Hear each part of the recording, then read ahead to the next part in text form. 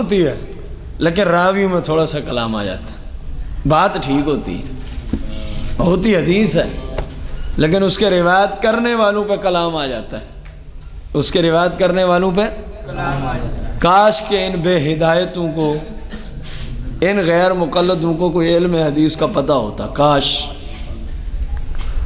دیکھیں کتنی باتیں سرکار کی روزانہ یہ جھٹلاتے ہوں گے، ان کے اسی فتوے کو اگر دیکھ لیا جائے۔ حالانکہ ابھی ہم نے پیچھے مسئلہ پڑھا کہ کبھی بھی لفظ حدیث کا جو متن و مفہوم ہے اس کو ہم غلط نہیں کہہ سکتے۔ کیا خبر کہ راوی میں وہ بات نہ ہو، اصل میں حدیث ٹھیک ہو، کیا خبر؟ اسی لیے تو پیچھے انہوں نے بات کی کہ صحیح اور غیر صحیح کا کیا مطلب ہوتا ہے، صحیح اور غیر صحیح کا کیا مطلب ہوتا ہے۔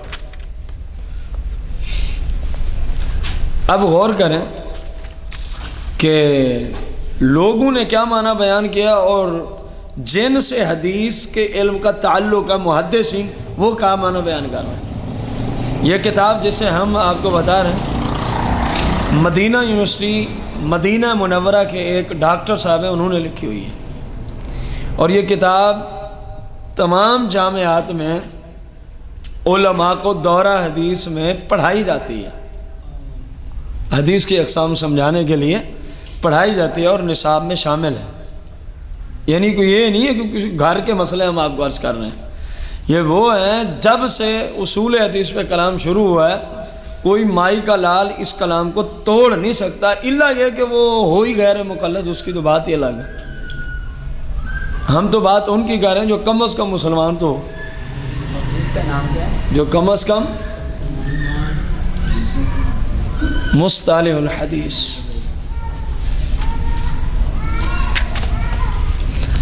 اب ضعیف احادیث پر عمل کرنے کا حکم کیا ہے؟ اس کی اگرچہ بہت ساری آگے اقسام ہیں، راویوں کی طرف نسبت کرتے ہوئے ہم نے ان کو طوالت کی وجہ سے چھوڑ دیے۔ ضعیف احادیث یا ضعیف حدیث پر عمل کرنے کا حکم کیا ہے؟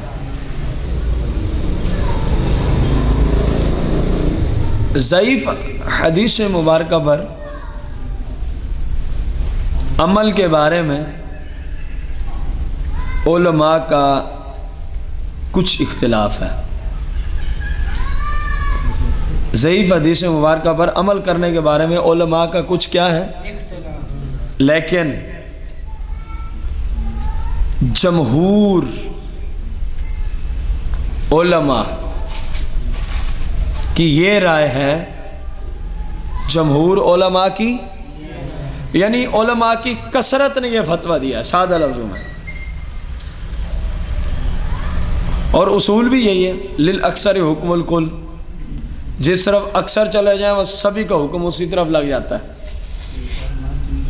اور یہ تو تقریباً ہر ملک میں قانون رائج بھی ہے، یہ قانون ہر ملک میں، اور اس کا اسلام سے بھی بہت زیادہ تعلق ہے۔ ووٹنگ کرنے کا طریقہ غلط ہے نا پاکستان میں، ووٹنگ کرنے کا طریقہ غلط ہے کہ ہر نتھو خیرے کو ووٹ دینے کی اجازت ہے،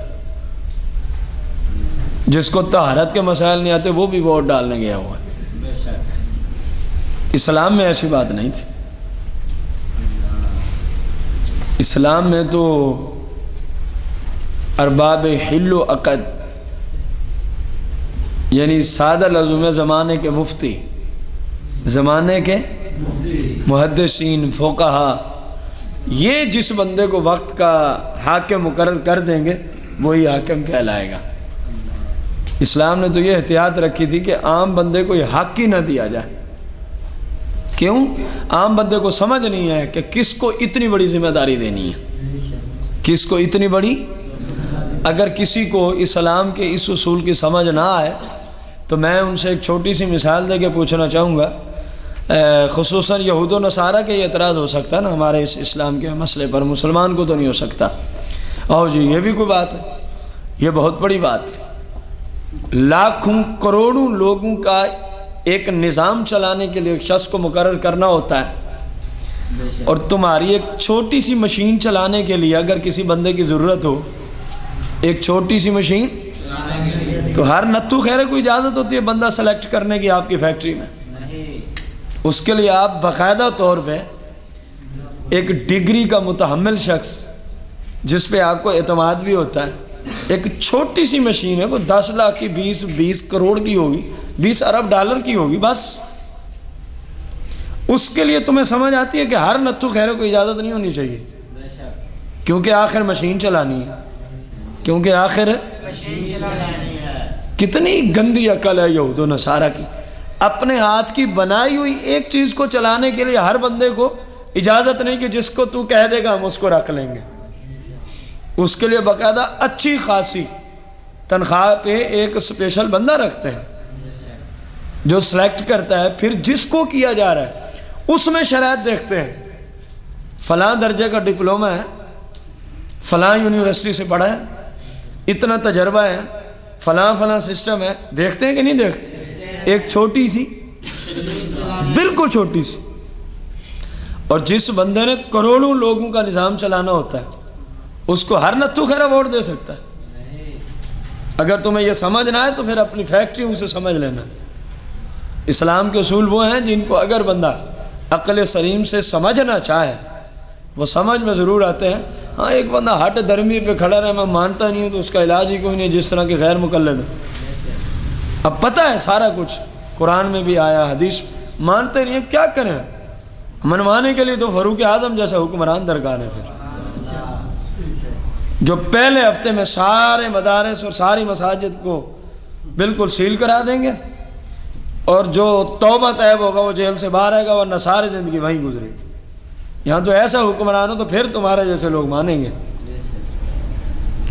اللہ کرے کہ کوئی ایسا ثانی عمر آ جائے، ثانی عمر، کیونکہ مالک کے خزانوں میں کوئی کمی نہیں، دعا کرنے میں تو کوئی مذائقہ نہیں ہے نا، کہ کوئی عدل و انصاف والا حکمران آ جائے۔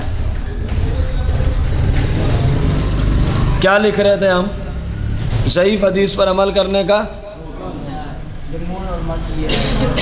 اس پر ایک بات آئی تھی کہ جمہور علماء نے یوں کہا، جمہور علماء نے یعنی زیادہ علماء اور محدثین محققین کا یہ حکم ہے، کیا؟ کہ اگر اس حدیث میں، اگر اس کسی عمل کی فضیلت کا ذکر ہو، کسی عمل کی فضیلت کا ذکر ہو تو ضعیف حدیث پر عمل کرنا مستحب ہے۔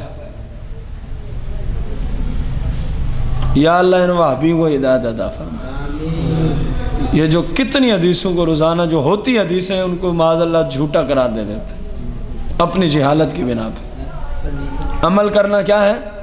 مستحب ہے۔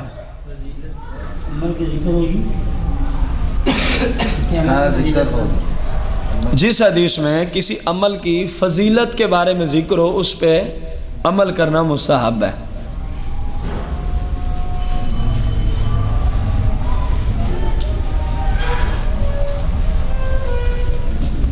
سمجھ آئی کیا مطلب؟ اگر شرائط کی روشنی میں وہ حدیث، اب غور سے سنیں،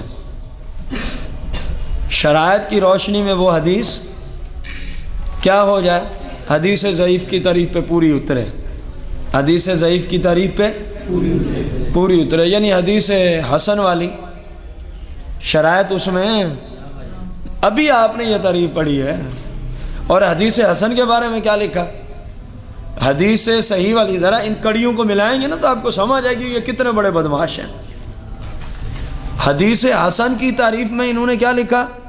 کہ ساری شرطیں وہی ہوتی ہیں جو حدیث صحیح میں ہوتی ہیں، جو حدیث صرف کسی راوی کے نا ضبط میں تھوڑی سی خفت آ جاتی ہے، یہ نہیں کہ ہے نہیں، تھوڑی سی خفت آ جاتی ہے۔ اور جب حدیث حسن کا حکم بیان کیا، انہوں نے کہا حدیث حسن کا حکم مین ون حدیث صحیح والا ہے، اور وہابیوں اگر تم تک کبھی نیٹ کے ذریعے آواز پہنچے تو کان کھول کے سننا۔ اور پھر حدیث ضعیف کی تعریف میں کیا کہا؟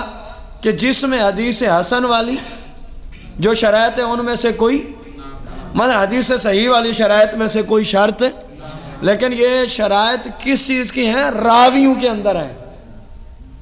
کن کے اندر ہیں؟ راویوں کے اندر ہیں۔ اگر کوئی شرط نہ ہو تو اس کو احتیاطاً علماء نے کیا بنا دیا؟ حدیث ہے۔ تو پھر تو تمہارے نزدیک حدیث حسن پہ بھی عمل نہیں ہونا چاہیے، کیونکہ جو نسبت حدیث حسن کو صحیح سے ہے نا، وہی نسبت حدیث ضعیف کو حدیث حسن سے ہے۔ پھر تو تم حدیث حسن پہ بھی عمل نہ کیا کرو اگر اپنے باپ کے ہو کہ ہمارا عقیدہ ہی ٹھیک ہے، تو پھر حدیث حسن پہ عمل کرنا چھوڑ دو، حالانکہ بات ایک ہی ہے۔ حدیث صحیح میں جو شرائط ہیں، اگر کسی شرط میں کوئی کمی آ جائے تو حدیث حسن کہہ دیا، اور حدیث حسن میں اگر کوئی کمی آ جائے تو حدیث اور تمہاری بکواس میں اور اصول حدیث میں کتنا فرق ہے؟ تم جب بھی کہتے ہو نا حدیث ضعیف ہے، اس کا مطلب ہوتا ہے یہ من گڑھت ہے، جھوٹی کہانی۔ تمہیں اتنی شرم ہی نہیں آتی کہ رسول اللہ کی احادیث مبارکہ پر اپنی جہالت کی بنا پہ اتنے بڑے فتوے لگاتے ہو؟ جس ہستی کی زبان سے نکلے ہوئے کلمات کو بت پرست مشرک اتنے بڑے بدو جو اپنے ہاتھ سے اپنی بیٹیوں کو ذبح کر دیا کرتے تھے، اتنا بڑا ظلم کرتے تھے، لیکن کہتے تھے آپ کی زبان سے کبھی جھوٹ نہیں سنا۔ بھائی مانو تم تو ان سے بھی گئے گزرے، نہ جانے روزانہ کتنے رسول اللہ کی حدیث کو تم جھوٹا قرار دے کے رسول اللہ کی زبان پہ معاذ اللہ جھوٹ کا الزام لگاتے۔ کوئی عیسائی آ جائے میدان میں غیر مقلدین کے سامنے جو اصول حدیث کو جانتا ہو، اور ان کی کسی بات پہ کھڑا ہو جائے اور کہو تمہارے نبی سے ہمارے عیسیٰ علیہ السلام افضل ہے، تو وہابی کے پاس کوئی جواب ہے؟ دلیل کیا دے گا عیسائی؟ کہے گا تو روزانہ کئی باتیں اپنے نبی کی طرف جھوٹی منسوب کرتا ہے، حالانکہ عیسیٰ علیہ السلام کی طرف جھوٹ کبھی منسوب ہوا؟